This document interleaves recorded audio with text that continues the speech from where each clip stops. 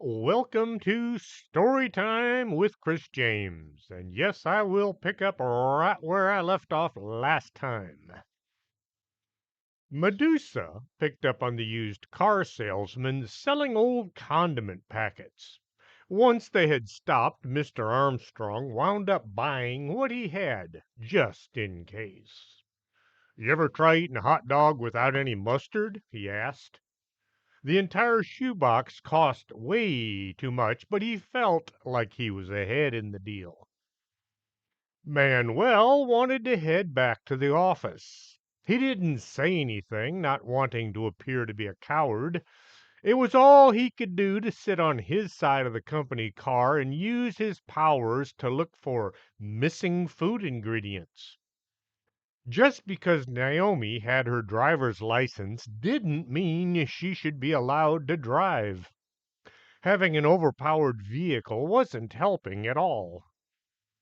Having a pair of seat belts that were held in place with duct tape added insult to what he hoped would not be an injury, a fatal injury.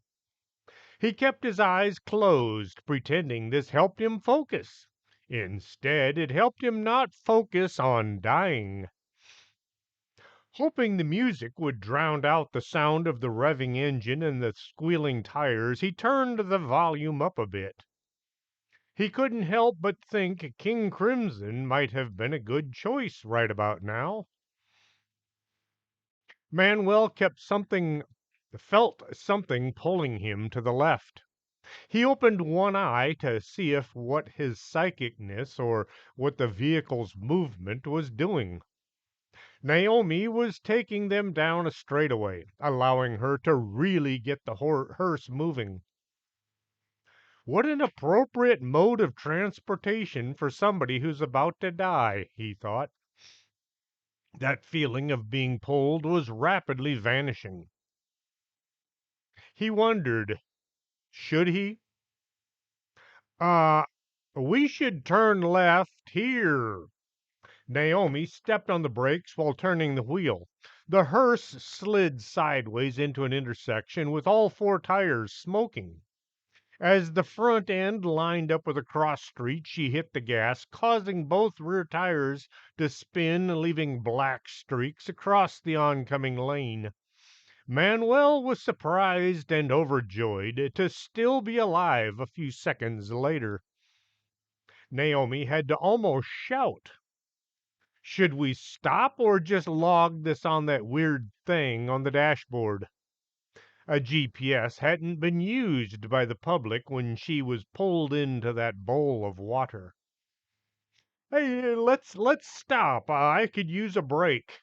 Manuel pointed out a building he felt was drawing him to it. Opening his door, his legs felt unsteady. The duct tape released from the seat so he could still wear the seat belt as he got out. Reaching into his pocket, he searched for the cigarettes that he didn't have since he didn't smoke. Now would be a great time to start a few unhealthy habits, he thought. They found themselves parked in front of an old VHS rental store. The place looked as if it had been empty for a few decades. I'm going to walk around this building. I'm getting something from inside. He quickly walked away from the death machine.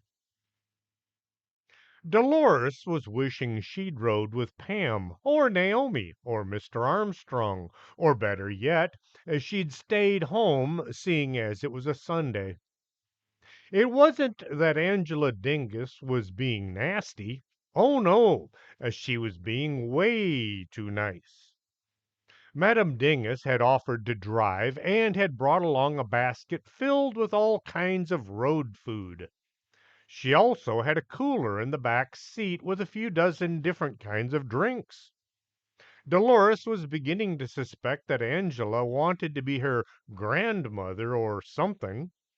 She wanted to know details about Dolores that Dolores didn't know. The questions were getting to her. Was she driving too fast or too slow? What kind of music did Dolores want to listen to? Was her seat too warm or too cool? Could she hold the mirror so Dolores could relax her arms? Did she want to stretch out on the back seat and take a nap? The last one was tempting since Dolores had only had 2 hours of sleep last night. No, actually, that was this morning.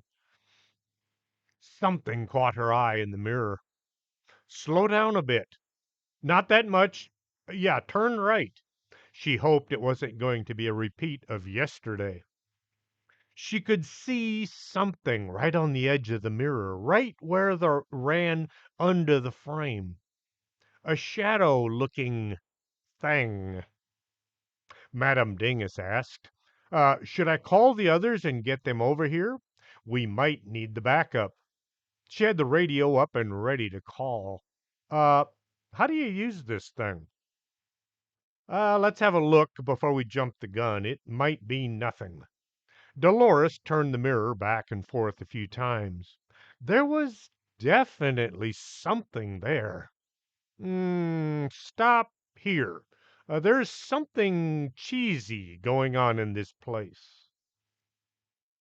Sarah wished Bill would volunteer to sit in the back seat. She felt as if the passenger seat was hers. She had been thinking this for some time now, ever since they'd left the hardware store about 10 minutes ago. Bill looked from his Rolodex to Pam. You know, this might work out better if I switched places with the kid back there. He indicated the rear seat where Sarah was giving him a look. I can't keep trying to see things while trying to keep my photos from falling on the floor. He was currently holding all three devices in his lap. Pam pulled to the curb and waited while Bill and Sarah switched places. Once in her seat, Sarah had to wonder if she was developing some kind of psychic abilities, allowing her to control people's minds. She devised a small test to see if just maybe she could have a new gift. She closed her eyes and focused on something. There was no way that anybody could possibly see. She pictured a penguin in her mind. Sarah just about jumped out of her seat when Pam suddenly said, "Oh, look, a penguin." She slowed down as the flightless bird waddled across the street in front of them. Now there's something you don't see every day. The seat belt had to do its job to try to keep Sarah from hitting her head on the ceiling. Oh, wow! She wondered if she had somehow manifested this penguin using her mind. The two-way radio made a teet sound, followed by Madame Dingus saying, Pam, Mr. Armstrong, Manuel, uh, who else is on this channel? There was a long pause, with the sound of vehicle noises and doors opening and closing coming over the radio. Uh, er, everyone out there, here, we're all looking, more sounds of walking on gravel and what sounded like Dolores mumbling something about smelling cheese. Anyway, Dolores thinks she might have found something. She doesn't want you to come over in case it turns out to be nothing, but I thought I should let you all know. The radio went deet again, followed by silence. Sarah had hung on to her radio. 10-4, over and out. There was a second deet, followed by Mr. Armstrong's voice. You can't be over and out. It's over or out, not both. Deet. Sarah keyed the mic. 10-4, over and... She stopped just in time. Pam used the control on her GPS to set where the pair had stopped. They're about 4 miles east of us. Gotterdammerung in illicit intersection. Definitely the wrong side of town. She hit the set mark so the GPS would keep the location. Bill piped up from the back seat. I definitely have something. There is cheese ahead. He stared long and hard at the image he held in one hand. It looks like something exotic and foreign. He could tell a lot just by the image in his head. Pam got them to going at a slow pace so they wouldn't overshoot the target. Up ahead, she could just see a crowd gathering in a parking lot. It looked like things were getting ugly. She stopped close enough to see what was happening, but far enough away to be out of any immediate harm. There was some guy standing at the trunk of his car. The car had Canadian license plates.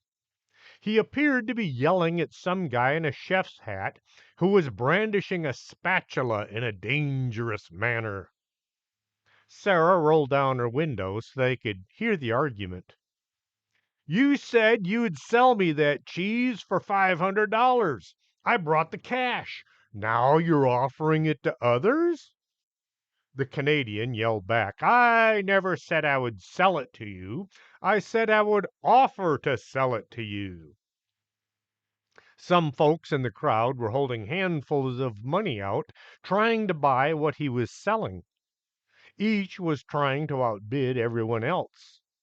A few were shoving each other out of the way so they could get closer to the vehicle. Pam scanned the crowd. They all looked like they worked at some restaurant or other. There was a mixture of chef's hats and smocks, and a few had the names of their businesses printed or embroidered on their shirts. What's the bid up to? Someone yelled. $3,752, came the reply. For 10 pounds of moose cheese? That's ridiculous. A few people left the crowd and walked back to where they had parked. This allowed others to take their place, waving cash in the air. The chef who had made the original offer was crumpling his hat as he walked. He looked like his world was grinding to a halt. Pam had considered calling the police, but the crowd was now only those who wanted to bid on the moose cheese. Those who were mad had all left. Bill piped up from the back seat. We have got to find a solution to this bizarre cheese and spice thing. Last night I had a cheeseburger with no cheese, no salt, no pepper, no mayo, and the bun was just a piece of white bread. Bill began frantically looking at every image of both cheese and spice. The radio went deet, followed by Medusa's voice saying, I'm getting some very strange interference on my snow globes. It's getting worse the closer to the east side of town we get. Over. Sitting next to Mr. Armstrong, she'd been looking hard into the snow globe with a Doctor Who's TARDIS in it when she noticed the snow was swirling around like a blizzard. It looked like there was more snow inside the tiny glass globe than had been in there a few minutes ago. She switched to her favorite snow globe with King Kong standing on top of the Empire State Building as she watched the giant ape vanish into a white cloud. We should call everybody over and see what the heck is going on around here. Mr. Armstrong was getting sick and tired of this spiceless nonsense. Medusa got back on the air.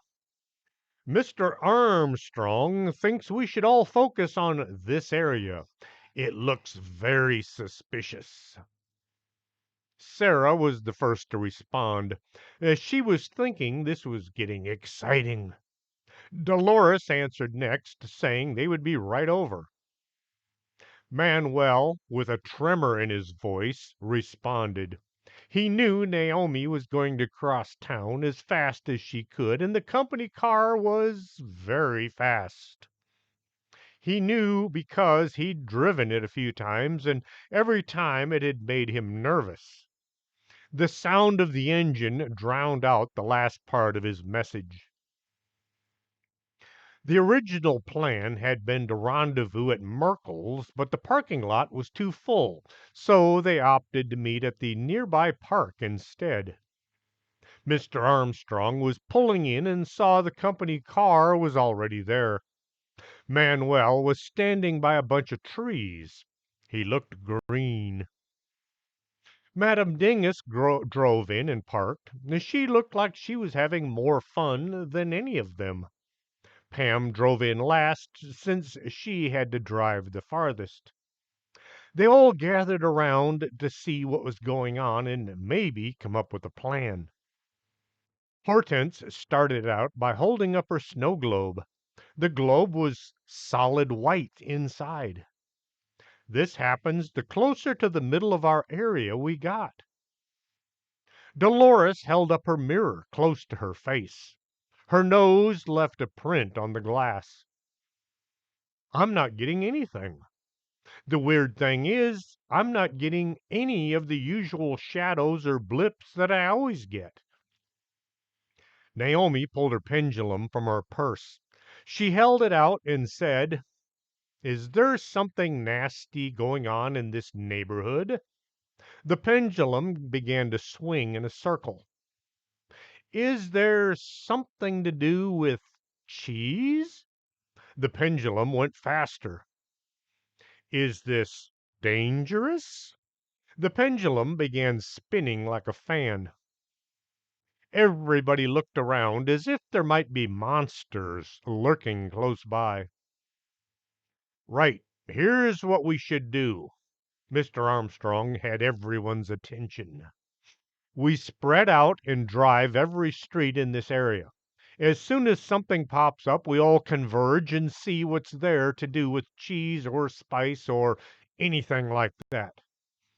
They split up and went to work. Manuel offered to drive. You could use your pendulum to find the location of the cheese, perhaps. But you're doing such a spectacular job. All you have to do is sit there with your eyes closed and see where the cheese is. Yes, but you've been driving all afternoon. You need a break." What he didn't say was he needed a break from all of the near death experiences he'd been having. Naomi thought about it. She was having a great time driving, but she didn't want to hog the wheel, so she handed him the keys. Pam drove away, trying to just drive and let Bill do his thing. He was holding several cards in both hands. Sweat was trickling down his forehead. He was visibly shaken. Pam made a huge circle, turning right every 3 blocks. As they were coming back to the park, she expanded it to 5 blocks. All the other drivers were doing pretty much the same maneuver. Every so often, they would pass one another. Bill dropped his cards. "It's no use. I'm not getting anything." He fell back against the seat with a dejected look on his face. Dolores was having the same problem. There was nothing to be seen. Any time she did a scrying session, there was always something there. Things that had absolutely nothing to do with what she was looking for. Just things that popped up in her mirror. As they drove around this area, well, there was nothing. It was almost as if she'd lost her gift. Naomi was holding the pendulum as steady as she could while in a moving vehicle. She was trying to come up with questions that would somehow lead them to their quest. "Is there cheese here?" The pendulum swung in a wide circle. "Is it to our left?" The pendulum kept swinging. "Is it to our right?" The pendulum just kept going at the same speed. This is crazy. No matter what I ask, it just keeps saying yes. Medusa sat there staring into a blizzard. There was nothing to see except snow swirling around in the globe. This is making me feel cold. She thought about trying her Donner Party snow globe. After driving around for an hour, they met back up at the park. Nobody had anything to report. It was feeling very much as if they were going to fail in their mission. Bill voiced his worries. I'm beginning to think my gift has vanished. It's like I can't find anything. Dolores was glad that she wasn't the only one feeling lost. Pam had an idea. She took her cell phone out and clicked a photo of her keys. She turned and began walking away from the group. As she went, she dropped her keys in the grass. After taking a few more steps, she walked back to the others. She made a scene searching her pockets. Oh man, I've lost my keys. She held the phone out so Bill could see the image of them. Oh, they're right there by that tree. He felt great once more. His gift wasn't missing after all. They all found this revelation might lead to something, but what?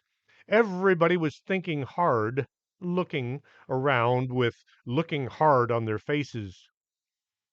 Medusa asked, how can we use this interference to our advantage? What do you mean? Madame Dingus asked.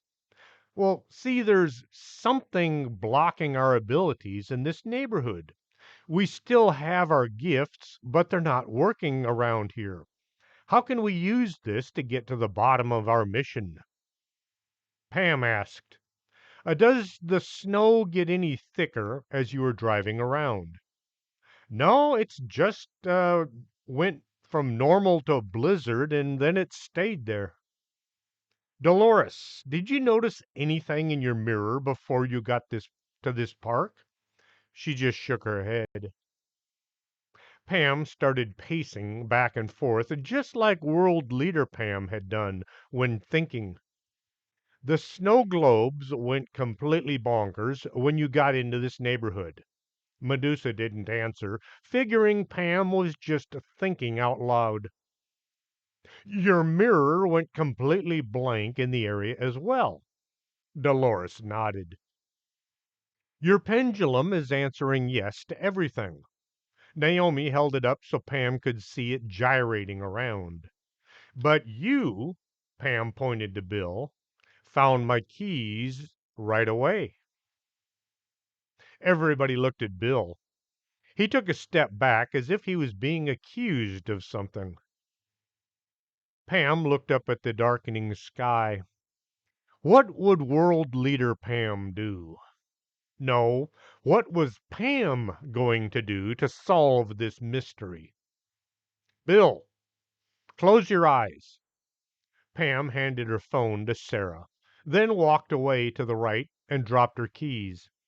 She moved left away and then asked, where are my keys? Uh, Sara held the image up in front of Bill's face. Over there by that bench. Pam went and retrieved them. Again, Bill closed his eyes and Pam walked to the right. Keys? He looked at the image and pointed to the bushes where she had dropped them. And again, she walked away, getting behind him, and then dropped them. Sara held the phone and Bill looked at the image. He looked some more.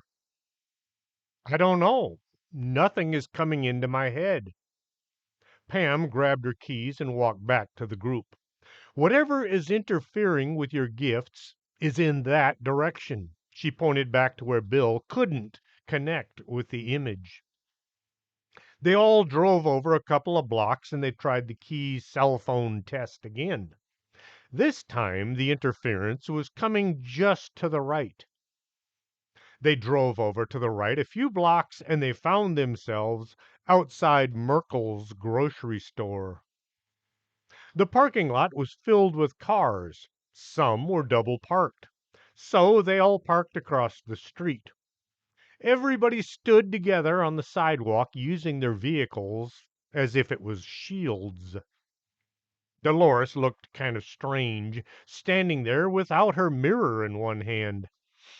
Okay, now what? Mr. Armstrong said. We storm the place and see what's happening.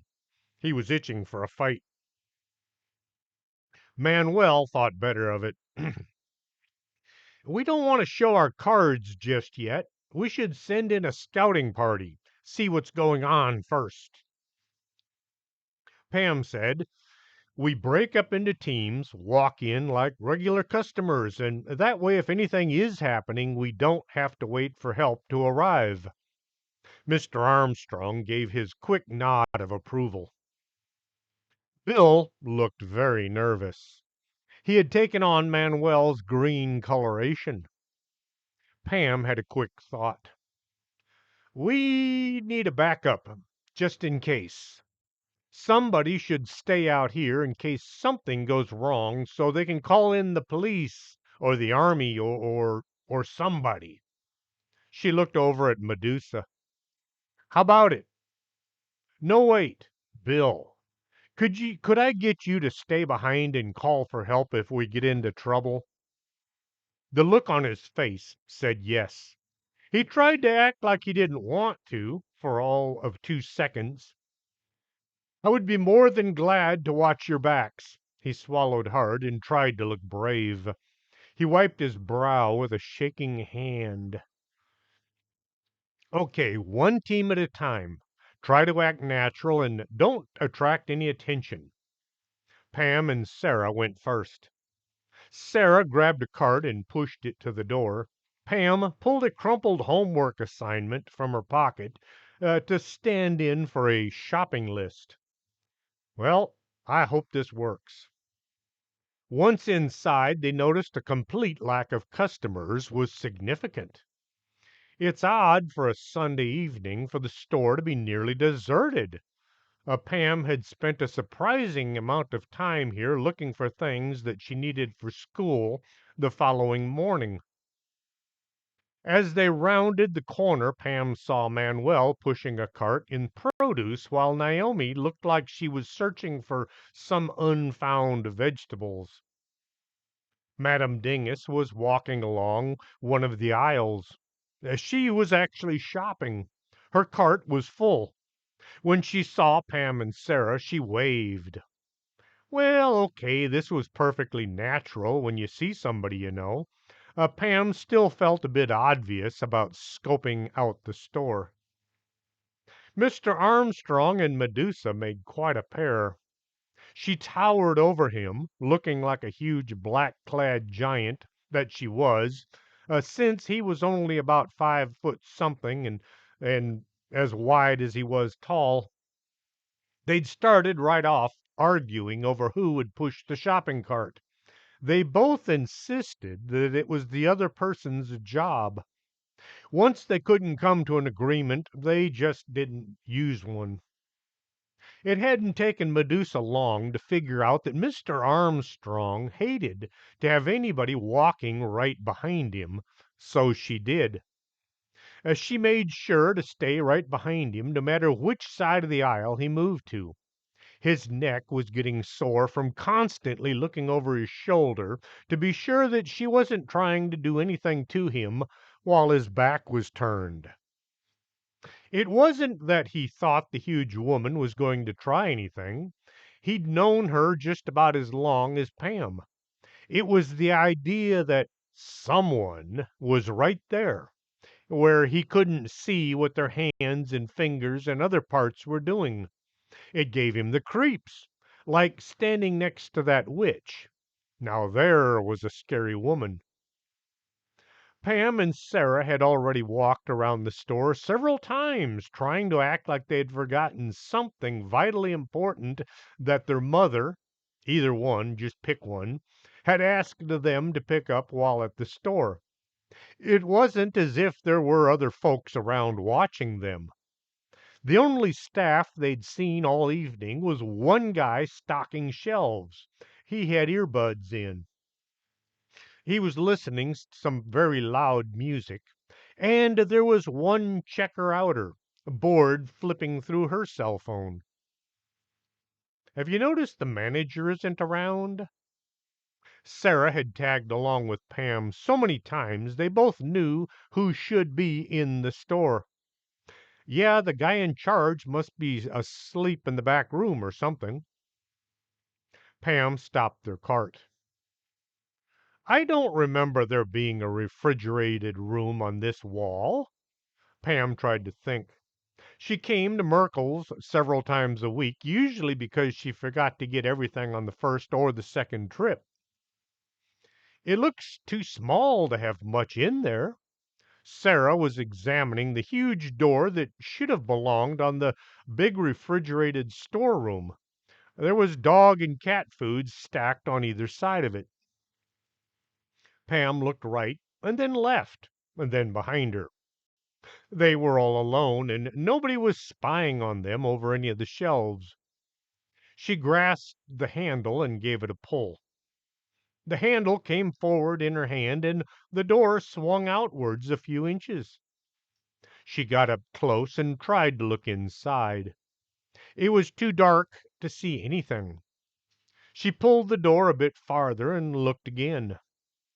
There was just a room about 5 foot by 5 foot. Nothing was inside this pint-sized storeroom. The door was nearly as big as the room that it led into. "Can I help you?" A man was standing right behind the two teens, or actually one teen and one tween. Sarah was not quite 13 yet. Pam nearly jumped into the tiny room. Sarah spun around and acted as if she were looking at a display across from them. "Oh, I was just looking for the milk." Pam tried to look innocent, like Meek Geek Pam, aka IG Pam. The man looked wrong somehow. Maybe it was his all black suit with a white apron on over it. The black necktie wasn't all that strange, except most men didn't wear neckties to work at a grocery store, except maybe the manager. Maybe it was the hat that looked like something one of the men in black would wear. It reminded Pam of the guy working at the SSS building who had escorted her around, except this guy's skin looked like it came from a dead, uncooked chicken.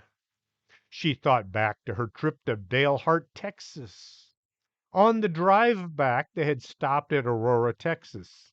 A bunch of MIBs and one MIWIB, a woman in black, showed up. The black sunglasses really made the whole thing come together. The MIB looked at the two and smiled. Well, at least the edges of his mouth curled up slightly. "Pamela Bogus and her sidekick, Sarah Bellum. We meet again. I see you finally tracked us down." Quicker than either of them could move, his arms shot out and pushed them both into the tiny storeroom. He came right in with them, slamming the door behind him. The apron was quickly discarded into the corner. Pam wound up sprawled on the floor. Sarah had been propelled across the room, smashing into the wall.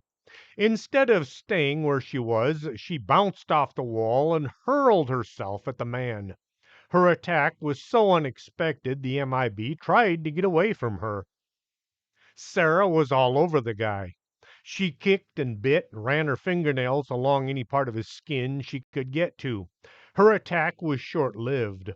All she managed to do was knock his sunglasses off. He peeled her off and flung her across the room. Sarah wound up on the floor next to Pam.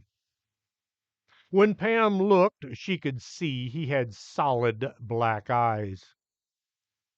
"You must be one of the aliens that I haven't run into yet." She tried to look as if she now had the upper hand. This was a bit hard, laying on the floor on her back. She was so glad that Mr. Armstrong had issued her that 9mm pistol. She was also disappointed in herself for having left it under the seat of her pickup. Madame Dingus waved Mr. Armstrong and that nice young lady that he was with to come over to where she stood. They tried to act nonchalant as they strode over. Dolores was looking over and under the shelves nearby. Angela whispered, "Did either of you see where Pam and Sara got to? They were right here a second ago, and then they were gone." Mr. Armstrong looked at the shelves on both sides of the aisle. This was the far end of the store, and there were no doors anywhere. "Are you sure they didn't walk down another aisle?" "Oh, no, they were standing right here looking at this shelf. One second they were here, and then poof, they were gone." Dolores nodded her head in agreement. "Just like that."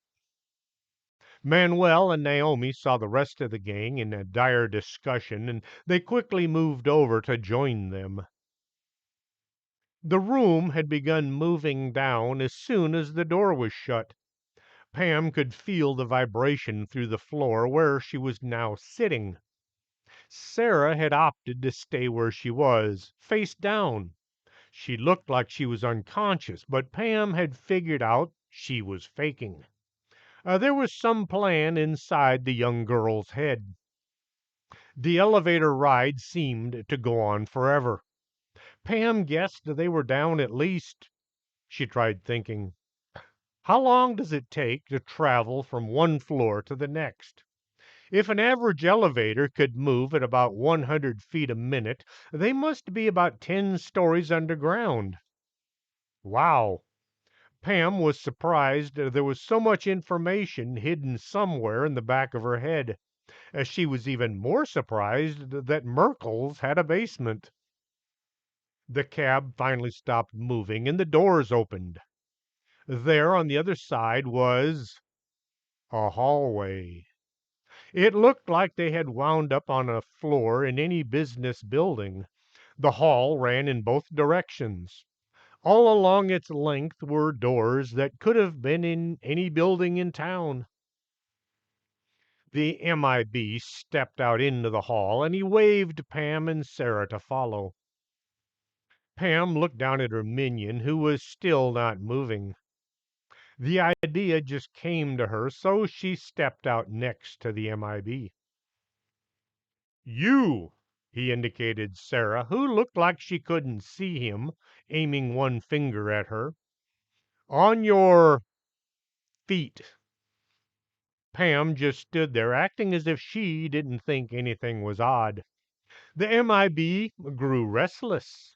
He walked over and he poked Sara in the side with one highly polished black shoe. Faster than it took to say all of that, Sara rolled over and grabbed the leg, coming up from the shoe. She bit him right on the ankle. As the MIB was busy trying to get Sara off his leg, Pam jumped him from behind. She got her arms around his neck, and both her legs were wrapped around his waist. The MIB placed his thumb up against his ear. His pinky finger was right in front of his mouth. It looked like he was about to call someone. Pam tried to think. How could she stop him from alerting his cronies? She grabbed his hand and pulled it down to his side. She then pulled his hat off and stuffed it into his mouth. All that came out was a mumbled curse filtered through a bunch of wet felt. Sara was still rolling around, grabbing and biting as she went. At one moment, she accidentally bit Pam on the leg. She managed to get her legs around both of his, and this caused the three of them to fall over. When Sara was still mostly on the ground, but she did wind up on top of him, but underneath Pam. Pam was still holding the hat in place. "Now, what do we do?" "I don't know," gasped. "This was as far as my plan went." Sarah was as surprised as Pam that her plan had worked. Pam heard a voice coming from the corner of the elevator. It sounded like Hortense. "Pam? Sarah? Where are you guys?" The MIB had stopped struggling. At some point in the wrestling match, his head had come in contact with the floor. There was a big bump growing just above his ear. His black eyes might have been crossed. "Get the radio and tell them where we are." Pam got busy removing the black necktie. She used it to tie the MIB's hands behind his back. She then went to work with his belt to secure his feet, but there wasn't one. Suspenders? What kind of an alien wears suspenders? She tied his shoelaces together instead. Sarah had the fire department radio and was telling Hortense where she thought they might be. Medusa looked up and down the aisle. "Well, there's no door anywhere on this aisle. All I see is shelves full of dog food." She looked at Mr. Armstrong. "They say they went through a huge door right here." She pointed at the middle of the shelf with pictures of happy dogs devouring huge piles of dry, chunky kibble. "My cats are going nuts." Mr. Armstrong grabbed a handful of bags and dragged them off of the shelf. He looked at the wall behind, but still no door.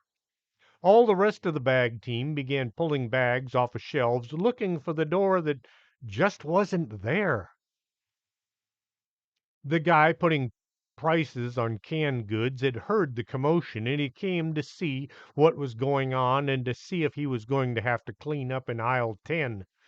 When he saw the bag folks busy removing every bag of dog food and then starting in on the cat food, he decided that this was not his problem, and he went back to pricing on cans.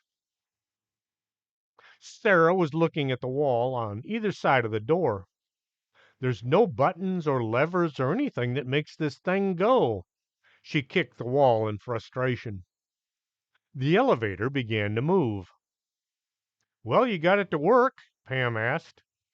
"Well, of course I did." Sarah wondered how she had done it. Mr. Armstrong was pulling the shelves away from the wall when Pam suddenly appeared right next to him. Sarah stepped out on the other side. He looked from one to the other. "How did you guys get here? Where were you? What happened?" He asked all of these questions without stopping to wait for an answer. Sarah did her best. "There's an elevator on the other side of this wall." She pointed at the non-existent opening. "Everybody stand back." Mr. Armstrong put one huge fist through the wall. Sheetrock went in all directions. He grabbed a handful of insulation and pulled. On the other side of the wall, there were just bricks.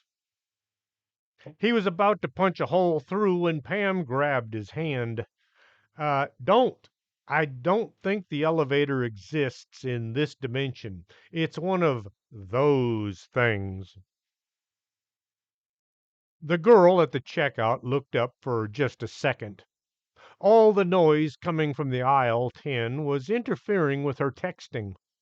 As soon as the breaking sounds stopped, she went back to her phone. "What do we do?" Madame Dingus was looking at the mess on the floor around them. "We should get out of here before the aliens come looking for a fight." Hortense was already taking a few steps towards the exit. Pam looked at the dog and the cat food everywhere. "I think we should put all of this. The big girl is right. Let's go." Mr. Armstrong didn't actually touch anyone, but they all felt him pushing them towards the front doors. "Back to the office and make a plan." Pam got busy making coffee for everyone. Ever since being exposed to Barista Pam, she'd been able to make coffee that was drinkable. Her cooking skills had also benefited from being with Chick-fil-A Pam and Chef Pam, who wasn't mentioned in book number 7, but she was there. The alien base must be under the store. You said it was about 100 feet down. Mr. Armstrong looked at Pam. If the elevator was running at the speed of most elevators, it took us about a minute to reach that hallway. Hortense asked, "Did you see anything that might tell you what's going on down there?" "Nope, just a corridor with a bunch of doors on it." Madam Dingus piped up, "We should call the police or the army or someone." Pam answered, "PD doesn't do paranormal. I doubt they do aliens either." "The Border Patrol, then." Sarah thought this wasn't within their jurisdiction. "Well, they are aliens." Mr. Armstrong said, "I'm afraid we're the only ones willing and capable of handling this situation." Pam didn't think she was willing or able. "When the elevator stopped, we were suddenly there with you guys. We didn't even step through the door. There's something keeping us from seeing it or being able to even open it." She was at a loss for ideas. "Unless we can get some really big earth-moving equipment and dig down 100 feet, I don't see how we can do anything to these aliens." Someone called from the waiting room. "Nathan, you here?" Everybody in the coffee shop looked at each other as if to say, "Who's Nathan?" Without a word, Mr. Armstrong left the library. A mumbled conversation came from just outside the door. Slowly, all the bag members moved over to be able to hear better. As Pam was just catching, "You're going to need a mighty small hand to work it," the conversation came to an end. "Thanks, I owe you one." The visitor made sounds of walking out the door and across the porch. Mr. Armstrong came back into the room. Every eye was on him. He looked from one person to the next. "What? That's your first name? Nathan? Only my close friends get to call me by my first name." He moved back to the bar. Nobody in the room considered themselves to be his close friend. Maybe not even a friend. Maybe an acquaintance. "Now, we have a bit of a problem." He set something wrapped in cloth on the counter. "It looks like Sarah is the only one small enough to work this thing." He showed them the wand that Pam had seen in the hands of several Greys. "This is some kind of a go anywhere, do anything remote that can only be operated by a person with childlike hands." He looked at Sarah. Sarah looked at the alien wand, and she looked at Pam. "Is it safe?" "I have no idea. My friend tells me it's not any kind of a weapon. It's more like a control device." Sarah poked it with one finger. She looked at the end of her finger to be sure it was still there. She gently picked up the wand. It gave off a tingly feel. She got carried away. Raising the wand in the air, she vanished. "Where'd she go? What happened? Where's Sarah?" Everybody was talking all at once. "I'm up here!" Sarah yelled from the second floor. It took her a few minutes to walk back down and join the folks at the bar. "Okay, here's the plan." Mr. Armstrong laid things out. Chapter 10. The Best Laid Plans. They all went to whichever vehicle they'd been in all afternoon. The convoy sped over to Merkel's, and they all parked across the street once more. The parking lot was still full to capacity. The lights were still on. Everything looked normal. "Okay, everybody stay close to the squirt. She'll use the gadget to transport us into the elevator. Then we can see what these alien scum are doing down there." His speech got everybody charged up. Sarah didn't much like being called Squirt, but what could she do? She only came up to his waist. "Should we grab some carts?" Madame Dingus asked. "Nah, let's get this done." Mr. Armstrong led the attack. Sarah was in the middle of the bag team. It probably looked highly suspicious as the 9 of them came through the door. They had to rearrange themselves since the huge bunch wouldn't get through the door the way they were arranged. Sarah got bumped and shoved as people tried to move without getting too far away from her. She felt somebody's hand on top of her head. It felt like she was wearing a hand hat. She thought about Dr. Otto and the riddle of the gloom beam.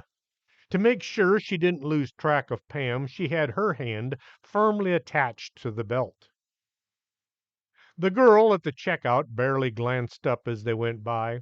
She was deep in the middle of a text conversation about what all she wished she was doing other than standing at the cash register. The guy putting cans on the shelves was now putting toilet paper on another shelf. He saw the bag team go by. He wasn't much interested as long as nobody told him to clean up anything. The bag team walked quickly over to aisle 10. All the dog food was still where it had fell earlier. There were a few bags of cat food had been moved by somebody looking for a particular brand for a particularly finicky cat. They stopped close to where the door should be. Mr. Armstrong moved enough to give Sarah a clear shot. "See what you can do, Squirt." Sarah aimed the wand at the wall and tried moving her fingers. Nothing happened. She squeezed the wand and then shook it. She held it up and looked down what would have been the barrel had it been a handgun. "I don't know how to get this thing to open the elevator." Sarah was gone. Madame Dingus was the first to notice, followed by Hortense. "What? Where?" They all looked around, trying to find the tween. "Wherever she went, I hope Pam is with her." Pam was missing as well. The first thing Pam noticed was the MIB was still laying on the floor and still tied up. The second thing she noticed was they were once more in the elevator and the elevator was going down. Pam was at a loss. Uh, can you send us back up real quick? I don't know how to drive this thing." Sarah waved it over her head, and the lights went out. The door opened, allowing them to see the hallway once more. As far as Pam could tell, nothing had changed. Sarah whispered, "What do we do?" "I have no idea." The sound of something on wheels was coming from the right. It was getting louder, and whatever it was had a squeak. It made Pam think of one of the shopping carts that never had more than 3 wheels working correctly. The two stood there in the door, watching and waiting. A man came walking from the right end of the hall. He was dressed in black, as were the other MIBs, only instead of a suit, he had on black overalls. His black hat was in place, as were his sunglasses and tie. He was pushing a cart. The cart was filled with all kinds of items. Pam quickly glanced down to see what kind of alien technology it was transporting. There was a broom, a dustpan, a mop was sticking out of a bucket. Once in a while, water would slosh over the top and leave a puddle on the floor. The man didn't even look at them as he walked by, en route to some cleanup somewhere. Once the coast was clear, Sarah asked, "Was that an alien?" "I don't know, MIB janitor, maybe?" Pam was glad she'd never met these creatures while being abducted from her bedroom. They all had a creepy feeling about them. The door straight across from them swung open. An MIB scientist came out. Pam guessed he was a scientist because he was wearing a white lab coat over his suit. He had a clipboard held in one hand, and this was holding his attention as he turned and walked away in the opposite direction that the MIB janitor had gone. He walked off, but he left the door open. Okay, now that is too convenient. Pam didn't want to stay down here any longer than it took to get the elevator headed back up. The view beyond the door was too much to ignore. There were shelves running as far as her eyes could see, filled with all kinds of cheese. They looked at each other and then quickly moved across to the door. Sarah went through and Pam swung it shut. Just before the door was closed, she looked to see if there was a lock. Nope, just a regular doorknob. The smell was a bit overpowering. Every conceivable and several unconceivable kind of cheese was there in quantity. The lower shelves were covered with huge cheese wheels, while with some so big that they hung out on either side. The upper shelves held small packages, from plastic wrapped containers to individually sliced single servings. The shelves seemed to go on forever. The room was well refrigerated. One of those thoughts Pam was beginning to get used to popped into her head. There has to be more than one way in from down here. They could never get this much cheese down that one little elevator. She tried to see the far end of the room. It has to be over there somewhere. They walked away along the shelves to try seeing how far they went. Pam noticed Sarah was shivering, which made her aware of just how cold she was as well. The end of the room must be miles away. Let's head back and see what's in those other rooms. Mostly she wanted to get out of this chilly room. Back in the hallway, Pam opened the next door. Inside were rows and rows of spices, shelf after shelf. Light bulbs were hung from the ceiling, each one barely illuminating the air around it. Very little light made the trip to the floor. Well, at least this room isn't cold. The next room was filled with stoves, great big industrial stoves with stoves. Try that again. Great big industrial stoves with small home units mixed in. Pam noticed the name of the company that her dad had worked for, well, used to work for, on the front of several of these huge cooking machines. Standing next to one particularly fancy stove was a huge robot-looking thing. Pam hoped it wasn't running or on or about to grab her or Sarah. It gave off a smell of cow poo. They stood there trying to figure out what was going on when Pam thought she heard voices. Quick, hide! They ducked down behind one of the especially big cooking machines. Two MIBs came walking along. One was holding his thumb to his ear and speaking into his pinky. No, I don't know where he might have gotten to. Maybe he had to make a pickup. There was a pause. It's not my job to keep an eye on him, and it's not yours to tell me what to do. He hung up, lowering his hand to his side. The other MIB looked at his companion. I believe we've been on this planet too long. We are beginning to take on some of their lower traits. What do you mean by that? You're making my point, bonehead. We've been on this planet for nearly 70 years now. Some of us, he looked at his companion up and down, are beginning to act like those around us. The two MIBs passed the stove that Pam and Sarah were hiding behind. A bunch of people were walking along behind them. Pam watched these folks as they moved. They had no expressions on their faces, and they all had a lackluster way of moving. Some looked like they worked at the store, while others were dressed for other occupations. Pam tried to count them, but lost track somewhere around 80 or 90. Each of them was carrying an armful of cheese. One of them dropped the entire load on the floor. This was immediately followed by two others. The MIBs both began waving their arms and yelling, "Not on the floors, on the shelves!" Several other zombie workers were dropping parts of their loads as well. One zombie worker was walking by an open door of a huge oven.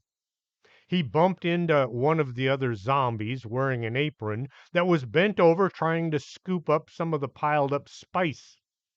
The walking zombie got turned around sideways, walked into the oven with his load of cheese, and the door slammed shut behind him. Their attention was consumed by trying to get the people around them to move to another room and place the cheese on the shelves.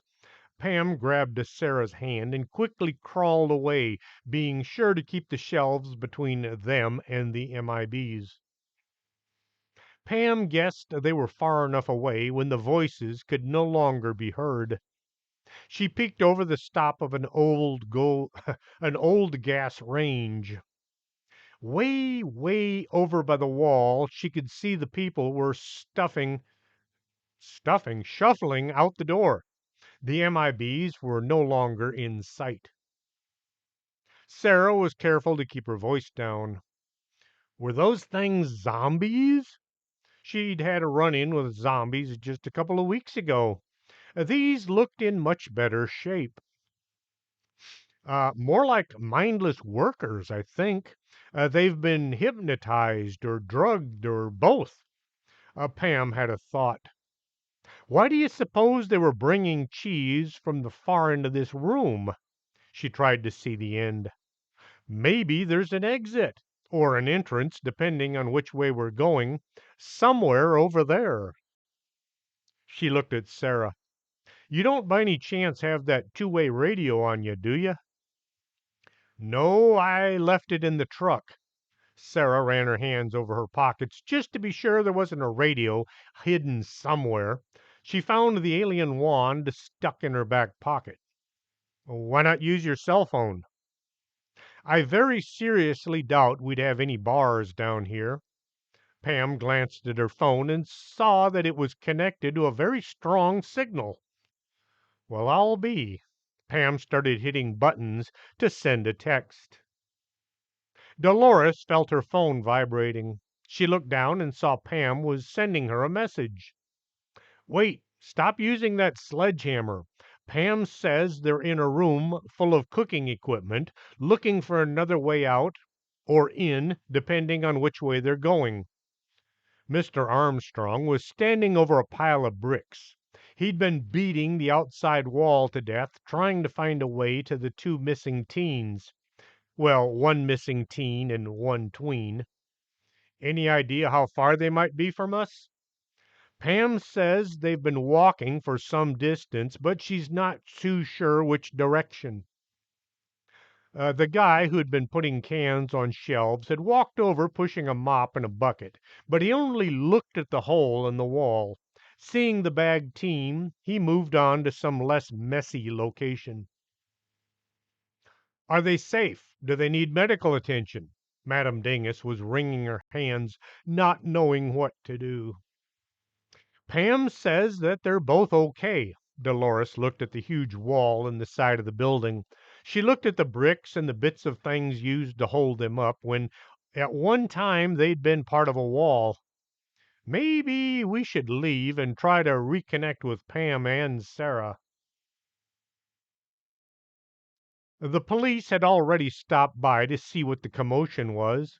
When they saw Mr. Armstrong swinging a sledgehammer, they figured it was something paranormal, and everybody knows that PD does not do paranormal. Mr. Armstrong looked at the mess that he'd made. One or two of us should stay behind just in case they have to double back. He looked for volunteers.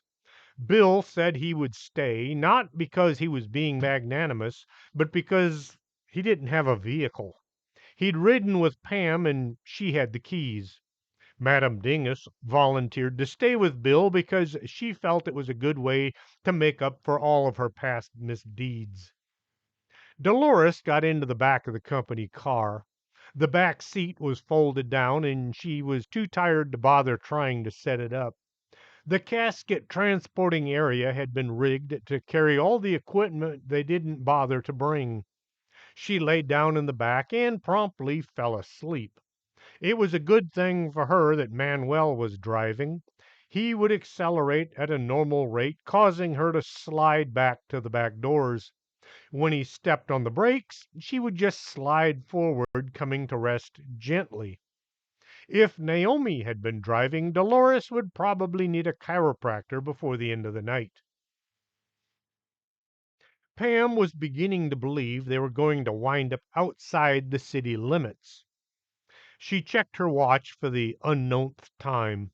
It had been an hour and a half. They'd left the cooking equipment behind an hour ago. A tunnel had led out the back wall. This passageway was huge.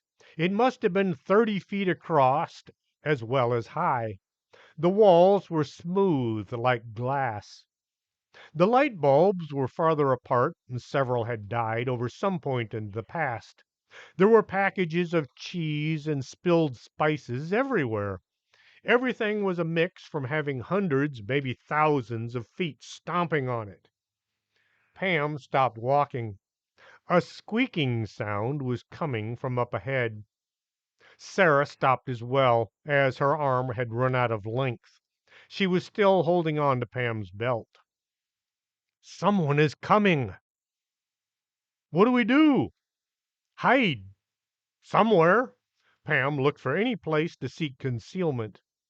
It was way too far to run back the way that they'd come, and she felt trapped. Let's try laying against the wall. Pam moved to the far side of the tunnel. She pushed Sarah up against the wall and tried to squeeze up next to her. Don't move. Maybe they won't see us. The sounds of footsteps grew louder as dozens of beings moved ever closer. Pam was at a loss as to what to do. Hopefully, the lack of light would keep them hidden.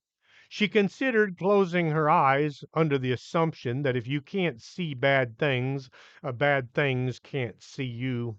She knew better than that. The mob grew closer. Pam could now make out individual shapes.